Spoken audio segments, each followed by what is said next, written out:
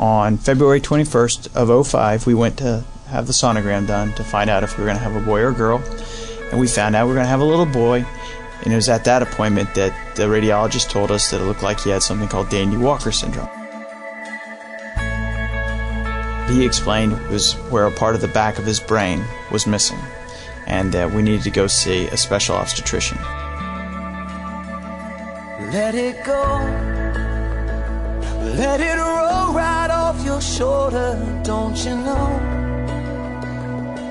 The hardest part is over. After a sleepless night, we went for more tests the following day, and then they referred us to Children's Hospital. In the end, we will only just remember how it feels. We met with the neurosurgeons, and so we were all prepared for needing to make whatever decisions we needed to make. These little wonders, these twists and turns of fate. Dr. John Maceros told us, I'm going to tell you something not from the doctor to patient, I'm going to tell you something parent to parent.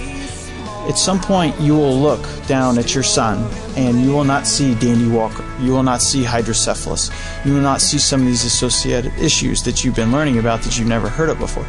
You're just going to look down and see your son. Let it slide, let your troubles fall behind you, let it shine, till you feel it all around you. The next Tuesday night, May 5th, my wife's amniotic sac ruptured, and they took Ryan via emergency C-section. It's the heart that really matters in the end. I remember Ryan being lifted out from Andrea and not making a sound, and being automatically handed off to a bunch of nurses and doctors. And you see just this little person that's not quite a foot long, and he's 1 pound 15 ounces, and he's got IVs in every limb, and they're trying with all their might to help him out, and they did a hell of a job.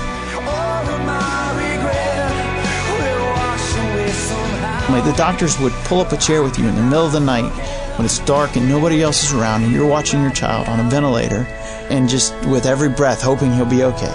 In these small hours, these little wonders, these twists and turns of fate, these twists and turns of fate. There's a gentleman in NICU, his name is Phil. I called him Mr. Phil. He would come in every day and help tidy the place up. One of the kindest, gentlest men I think I've ever met. And he would come in and sit down and he would talk Redskins with you. And this is when the Redskins weren't doing particularly well. And that, or when somebody would bring a magazine just for you to read, so that if for 30 seconds you could get your mind off the situation at hand, those were experiences that you would live for.